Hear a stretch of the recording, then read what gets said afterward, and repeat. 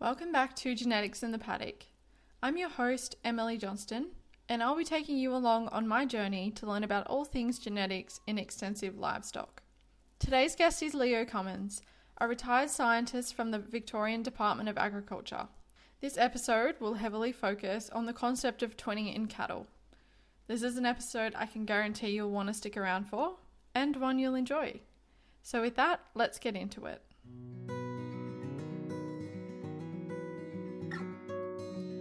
Welcome back to another episode of Genetics in the Paddock with Emily.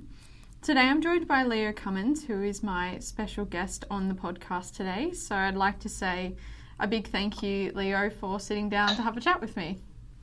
That's fine. Good to see you.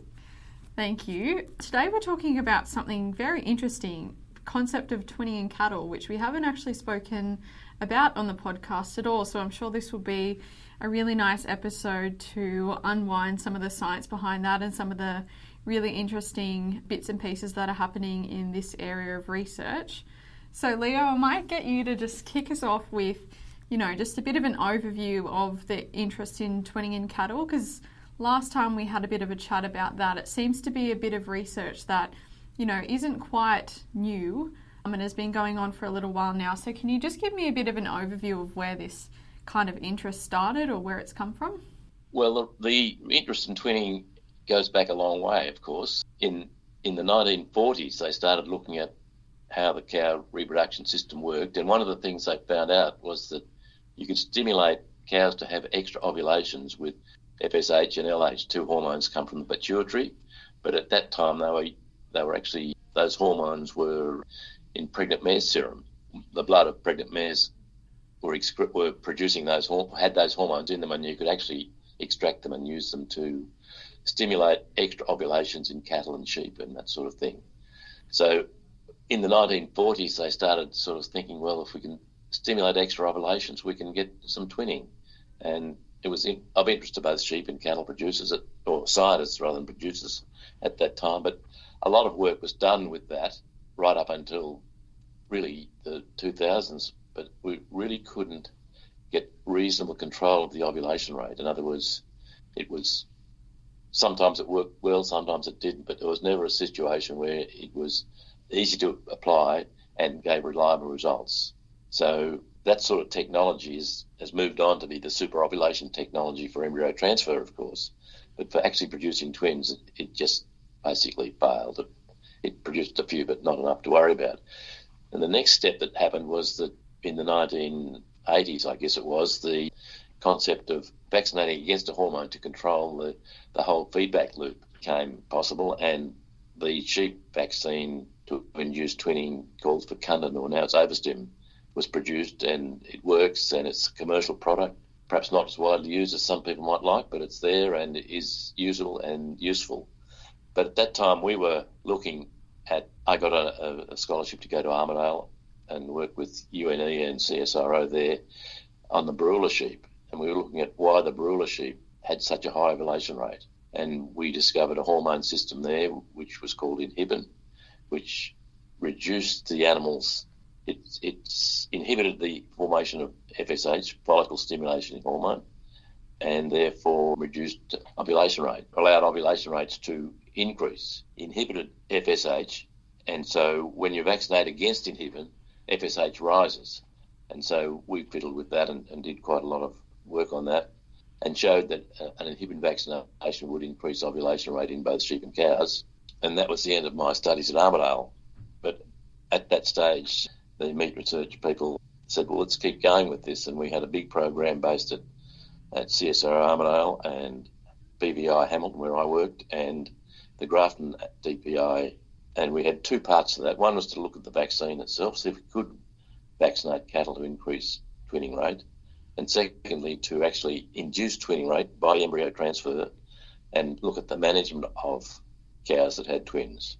At that time, we didn't envisage that embryo transfer would be a tool that was commercially used, but it was the tool we had available to get us started into management of cows with twins, because, as always, there was a bias against twinning in cattle. And that went on. The vaccine work basically failed. We could increase ovulation rate, but never in a controlled way. And after a fair bit of work on that. We couldn't achieve what we wanted to, but the twinning, where we induced twinning by embryo transfer, looked a very useful improvement in productivity if twinning could be achieved in some cheap way. And at about the same time, 3 or 4 research groups in Armidale and France and New Zealand and USA started looking at genetic selection for twinning.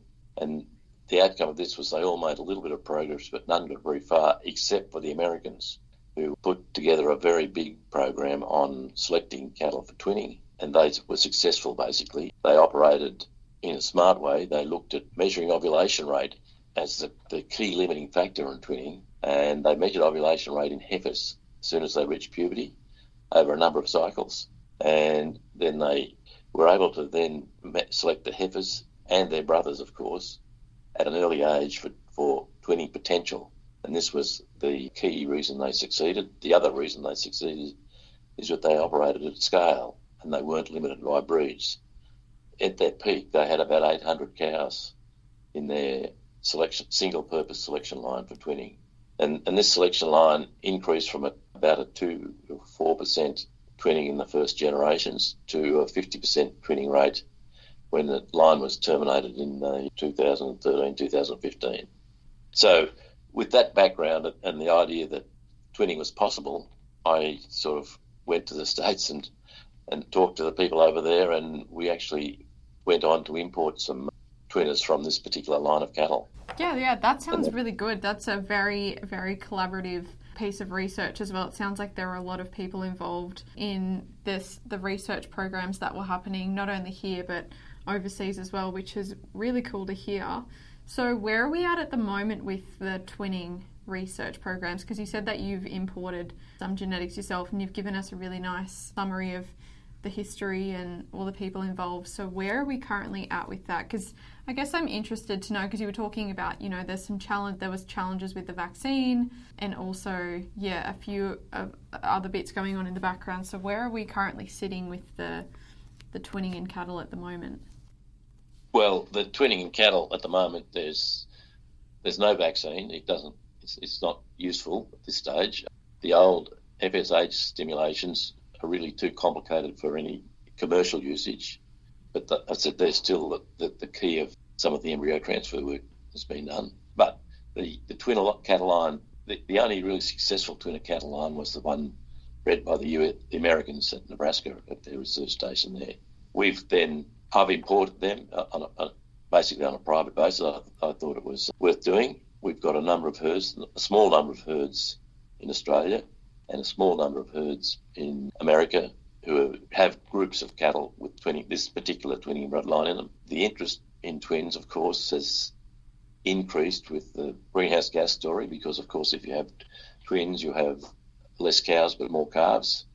That's the basic key. So that as well as just straightforward increases in productivity, you've got a lower methane intensity in your herd. So that, that's not a paying benefit at the moment, but it's one that we need to worry about a lot. Yep. So we've got a few cattle herds in Australia breeding twinners. It's still a goal which most producers and their advisors are not excited about. They worry about the negative consequences, but I think most of those are manageable. So that's where we're at. Okay, no, that's really cool. So what were some of the main key findings from the twinning research over in Nebraska? Because it sounds like they did a whole lot of research considering they didn't have a lot of, I guess, restraints or restrictions. So what was the main outcome or key findings there? Well, the key finding was that if you were able to run a selection program like they did, they were able to get the twinning rate increasing by about 3% a year. So it went from about 4% twins to 50% twins over 30-odd years. Okay. And so this was the key outcome. The cattle themselves in that herd had many breeds in their background because they weren't limited by breed. And on the way through, they evaluated those cattle, which actually came out of basically a research selection line. On that same big research station there in Nebraska, they had a whole range of other beef research, and they actually compared the twinner cattle with these other cattle, which were industry sort of standard and normal industry normal sort of cattle, and their twinners, for growth and carcass traits and those sort of things were very comparable. Okay. So, that was the point, that they hadn't got this strange sort of group of cattle that were different to other cattle. They was very similar, except that they had a lot of twins. Yeah, wow. That is very interesting to hear, because it's not something that I've personally heard a lot about. So it's really interesting to hear this side of the piece as well, because as you said, it seems like a lot of beef producers are focused on not having twins or prefer not to if possible. So that's really interesting to hear. And it sounds like there are a lot of really great outcomes that came out of this research, but were there any sort of challenges that also popped up regarding twinner cattle, whether it's because you said there's a few herds here or perhaps during the research in Nebraska? What were some of the main challenges that were experienced during the research time? Well, I mean, the key problem is understanding what the extra management requirements would be if you had a herd of twinner cattle. There's no doubt that there are some issues in terms of management, but the problem, of course, is that with a normal beef herd, for example, with a 1 or 3% twinning rate, when a cow with twins has trouble, the producer remembers, and we'll know that a cow with twins, for example, will be producing more milk and will lose more condition, and if she's not actually compensated for that by managing her a bit differently, then she becomes a cow which is hard to get back in calf. The calves themselves are slightly smaller at birth on average, but they do grow out to reach the same or very similar final weights and growths. And so again, the problems are exaggerated. I think they're exaggerated in the eyes of the producers because they just see the odd one here and there and they're not prepared for them. Yeah. The other issue, of course, is that in cattle, free martins occur when the pair of twins is a male and a female, and that female is sterile. So it means that she must be put into the slaughter herd, not retained in the breeder herd. But in terms of carcass value, she's a bonus because she will tend to have very high marbling rates. Mm-hmm. So, and the other thing, of course, is because free martins occur when there's a mixed sex set of twins. When both calves are female, then those females are satisfactory breeders, and that's what we've been using, of course, in our herds. And the other thing we've shown is that by 15 months of age, twin heifers get in calf at the same rate as single heifers with the same genetics, so that the penalty of any growth penalty there has disappeared totally by that age. Yeah. Now, those are some really, really interesting insights there, Leo. So we spoke a little bit, I'm just going to go back one more topic, because we spoke a bit about the potential of twinners for it to be, I guess, more environmentally friendly in terms of the greenhouse gas emission space. So is that kind of the main benefit one of the main benefits of twinner cattle is you've got a reduced cow herd, thus less emissions, I guess, in that space, but you're getting kind of two calves out of the one? Is that the main benefit in the methane reduction? The benefit has always been that the cow, an individual cow which produces one calf per year, is really a very expensive item in terms of the feed they use and, of course, consequently the methane they produce. So if we can improve that, we should be able to improve feed efficiency of the herd. And that work has been studied by groups at, the local one is the group at University of Western Australia, which modelled the effect of a twinner herd compared to normal herds in southern Australia, in Victoria and the southwest of South Australia. And they showed that basically there was limited the feed supply to the same amount for the twinner herd and the normal single herd. You reduced the number of cows by about 17% in the herd, but you increased the carcass out by about 20% because that's how it worked if you do those sums and have twins. Yeah. So that there's a major benefit. And of course, the other thing of that is that they calculate that reduced the herd methane intensity by 15%. So there's a substantial benefit there. Absolutely. A benefit in productivity, which you could get paid for, of course, and that was done as an Irish study does the same thing, and another one in the States does the same thing, so that all these people are getting the same answers when you actually study or model what the outcome is. But what we haven't done, I suppose, is actually have those herds side by side on a farm. Yeah. We're just modelling the answer we're getting rather than having it. But on the other hand, I presented a paper at a conference in Melbourne in July from 6 producers who have twinner blood cattle in Australia and Canada, and we're getting a very substantial improvement in calving rates. So, I mean, the benefits are there in these cattle. Yeah. So it sounds like there's a lot of benefits associated with the twinner cattle line. So when you were talking before about the general reluctance among producers to use twinner cattle, is that more so because you were kind of saying like when someone has a bad experience, it's easy to kind of remember that, or the extra management you need to put in, and is that the main sort of reason as to the reluctance to use twinner cattle? I believe it is. I mean, the point is that the twinner cattle twinner cows will have slightly different nutritional requirements. They'll require more feed, particularly during lactation, because they're lactating with two calves. And of course, if they don't get that, they have the same problem as if you underfeed a cow with a single calf. They're hard to get back in calf again. So that's one problem. The other one is that there are some extra calving difficulties with twins. Sometimes the two calves get presented together and you have to actually sort them out a bit to get the calves out. This is a management issue which, for those with long memories of the 1970s and 80s of dystocia in heifers, it's actually not as bad as that. Yeah. But it does mean that you have to actually manage the calving to make sure that's successful. There are slightly higher calf mortality issues. These are there, and they're reduced if your management's right, but they're still there. Yeah. Yeah. Yeah. So those are the sort of issues. The free martin issue is one that is easy in the sense that because the free martin heifers have in fact an underdeveloped reproductive tract, it's very easy to check that, and a simple measure of vaginal length, which is pretty non-invasive, can be done when you're handling the calves, weaning time or whatever. Yep.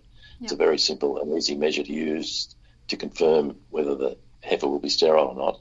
I suppose the other point of that is that with the mixed-sex twins, the heifers are sterile in about 90% of the cases, so it's there and it's got to be managed. Mm-hmm. Of course, those sort of things can be changed if you have things like sex semen. Yeah, yeah. But that's not really on the go. Well, it is on the go at the moment, but not in the beef industry very much yet. Okay. And are there any other kind of like misconceptions that you can think of about twinner cattle that we could like debunk, or anything that kind of needs to be addressed aside from that? Well, not really, I don't think. The issues are there will be some dystocias, there'll be slightly higher calf mortality, and if you don't manage the cows nutritionally, they will be more difficult getting calf. So those things are straightforward enough. Mm-hmm. And I guess the key tool is to make sure you manage the portion of the herd which is going to have twins as twinners. Yeah. And I mean, this is very much the same as the lifetime ewe story in sheep these days, which has made a lot of publicity, for example. Mm-hmm. Manage the sheep as according to their production. Yeah.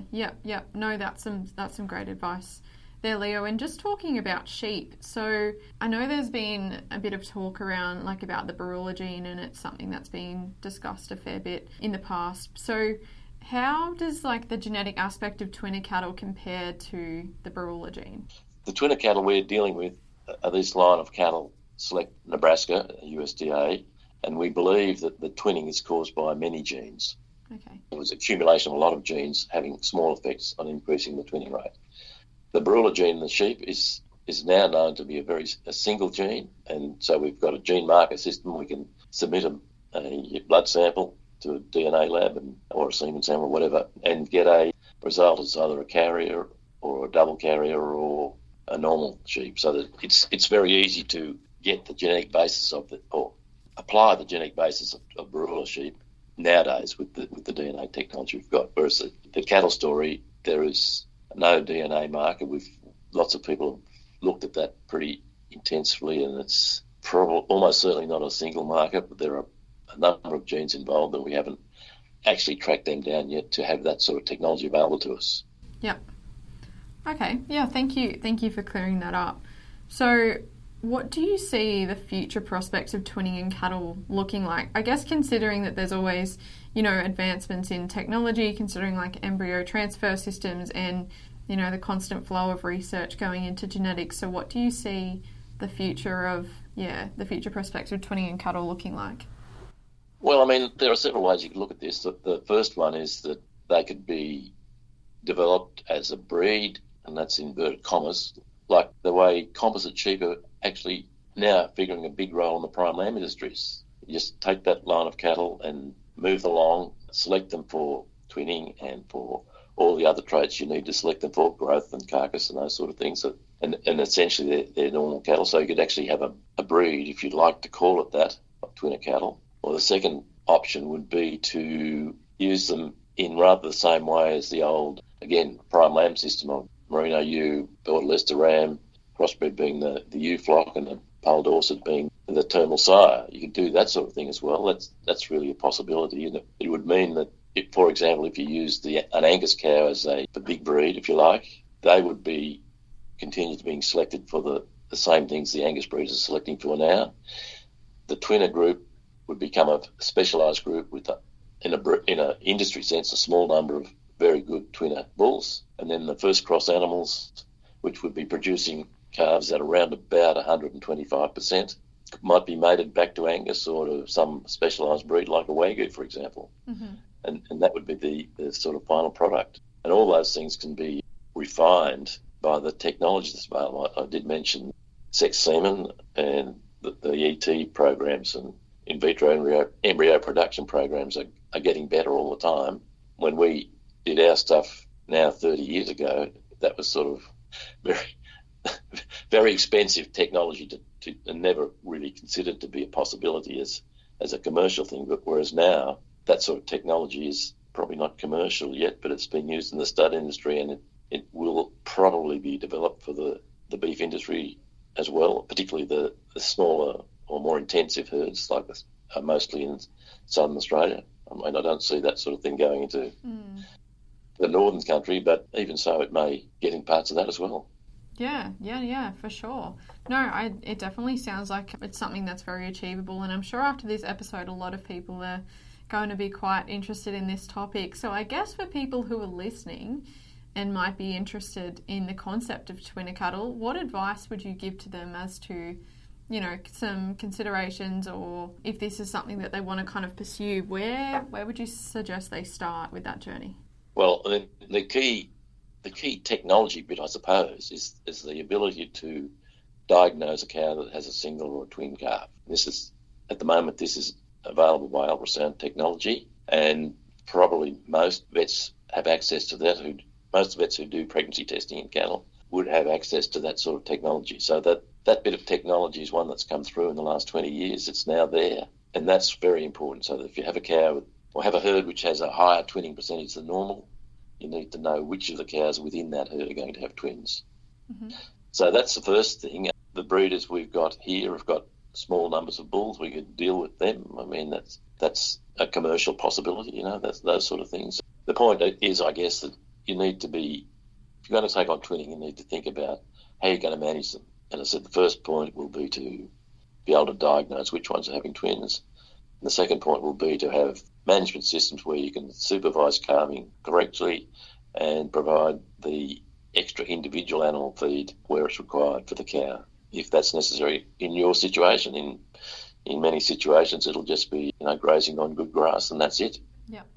But in others, it won't be. I mean, we've just had a green drought down here and in Western Victoria, and I've done quite a lot of supplementary feeding for that reason, as many other people have in our area. Yeah. It sounds like the advice is great that you've just given Leo, and also just highlighting that every production system, every personal case will be quite different and needs to be tailored based on that as well. Yes. Which is, Yes, no, you need to have thought through what the implications are and have a way to manage that. Mm-hmm. Yeah. No, that's a great point to make there. And I guess at the end of the episodes, I always seem to ask people a bit of a crystal ball question. So I'm going to ask you as well. I'm curious to see what you think the next 10 years for this kind of space looks like. What you see changing, what you see evolving, what you see becoming more important. Yeah, I'm kind of just interested to see what you think the future might hold. Well, I think that the lamb industry offers a very interesting background to what's happened in it. It was a very settled Border Leicester Merino ewe crossed to a Dorset ram. That was the rule. Whereas now we've got this very large group of composite breeders who are breeding their own replacements and doing that. And I'm imagining the cattle industry will the two things in the southern cattle industry, the two things that will happen will depend on how the beef and dairy industries integrate. I mean, in the Victorian dairy industry, they're already using sex semen quite a lot to breed their best cows for replacement dairy heifers.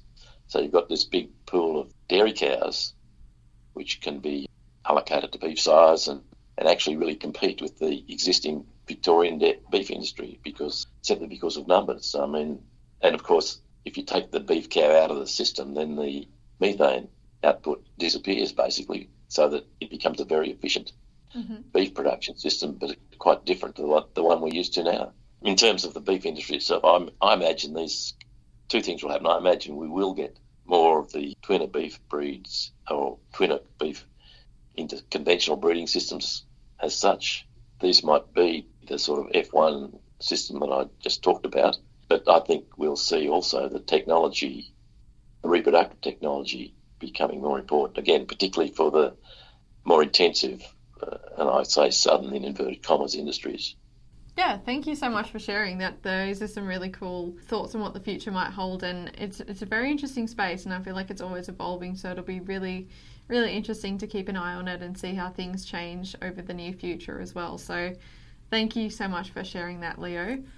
You know what, I realised that I didn't ask you to introduce yourself at the start, so I'm going to do this a little bit backwards. So can you just tell me a bit about you? So what's your experience in, I guess, this space in research? Where did you start? How did you even get interested in agriculture? Just give me a bit of a rundown about you. Well, I came from a farming family in New England, and we had a farm there, and my sister's still on that farm, in fact.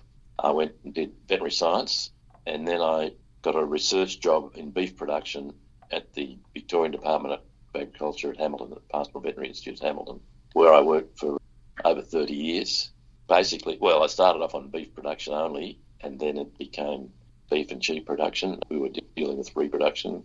I was very lucky in the early days. There was a very active reproduction group operating. It was competition between Werribee and Prospect in Sydney, and it was a very exciting time, really, for the knowledge we developed about reproductive endocrinology in that time. After that, I got involved in more sheep breeding. We did a good bit of progeny testing work on that with both merinos and prime lambs. And I've had a family farm down here in Victoria for a fair portion of that time, and we had prime lamb production with broiler sheep. And when I found out about these twinner cattle, and I finished the research program I talked about with vaccines and embryo transfer, the cheap option for getting twinner cattle was to go to Nebraska and find out about their successful selection line. As I said, the CSIRO had a go at this, and New Zealand had a go, France had a go, but the Nebraska one was the one that was successful because, as I said, they did things well with a lot of scale and not limited by breeds and those sort of issues, so that they were successful. And I arranged to import some cattle, and they had to come. I bought our embryos in out of Canada from a daughter started that research herd, and I bought semen from Nebraska itself and collected it and used it over here. So I had a prime lamb enterprise with a small beef sideline. The prime lambs were broiler based, and the beef were twinner blood based. And since then, I've retired and simply have a small farm just nearby Hamilton. Yeah, lovely. It sounds like it still keeps you quite busy, though, I imagine, with the farm. Oh, a bit less. Yeah. Yeah. Awesome. Well, thank you so much for today, Leo. It's been a great episode, and I think we've covered off on a lot of different topics within the twinner cattle space, and it's definitely very interesting and something I'm sure a lot of people will get a lot of value out of. So thank you so much for some of your time today. It's been great to sit down and chat. That's good. Thank you. Nice to meet you. No worries. Thanks, Leo.